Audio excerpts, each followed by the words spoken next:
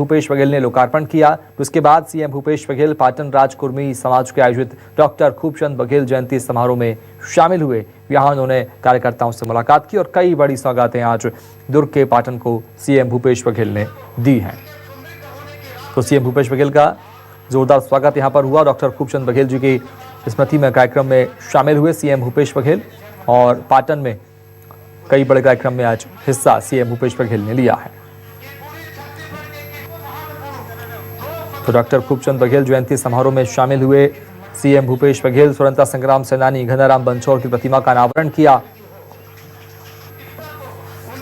और मुख्यमंत्री भूपेश बघेल का बयान सामने आया है। बीजेपी के गोबर घोटाले पर लगाए जा रहा है आरोप पर पलटवार किया और कहा कि 250 करोड़ का गोबर खरीदे हैं तो घोटाला कहां से हुआ। ये बयान देते हैं कि जांच होती है और बीजेपी की ईडी और आईटी दो मजबूत साथी हैं। विधायकों और मंत्रियों की परफॉर्मेंस पर कहा कि अधिकांश विधायकों की स्थिति ठीक है, कुछ की खराब है। हमारे विधायकों को टारगेट कर रही है बीजेपी, ये बात कही सीएम भूपेश बघेल ने।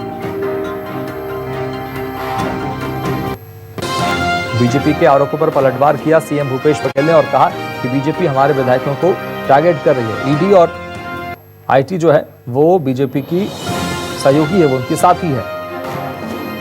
तो विधायकों की स्थिति को लेकर कहा कि विधायकों की स्थिति ठीक है और कुछ की खराब है। इस बात का जिक्र भी किया हमारे विधायकों को बीजेपी टारगेट कर रही है। ये बड़ा आरोप लगाया बीजेपी पर सीएम भूपेश बघेल ने। तो अधिकांश विधायकों की स्थिति ठीक है, कुछ की खराब है, इस बात का भी जिक्र किया है।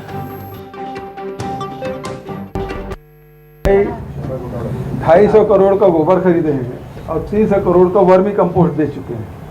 तो ये घोटाला कहाँ से हो गया? हर चीज में जांच चल रही है। ये बयान देते हैं। अभी तक के हिंदुस्तान में जितने छापे छत्तीसगढ़ में पड़े हैं जब से हमारी सरकार बनी है, उतना शायद किसी प्रदेश में पड़ा हो। घूमते रहते हैं, गली गली घूम रहे हैं, मोहल्ले मोहल्ले, अब गठान गठान घूमेंगे। भाई पहले बयान देते हैं, उसके बाद छापा पड़ता है। तो ये तो प्रवक्ता है ईडी के। तो भारतीय जनता पार्टी के दो मजबूत साथी हैं, तो ईडी और आईटी। कहाँ से ये आप लोग देख लिए हैं, हमारे अधिकांश विधायक और मंत्री का परफॉर्मेंस बहुत अच्छा है और तभी सरकार रिपीट हो गई। भाई अभी यदि परफॉर्मेंस खराब है तो सरकार कैसे बनेगी? एक तरफ कहते हैं सरकार रिपीट होगी और दूसरे तरफ कहते हैं कि उनकी स्थिति ठीक नहीं है, तो विधायक जीतेंगे तभी सरकार बनेगी। हमारे अधिकांश विधायकों की स्थिति ठीक है। समझ गए?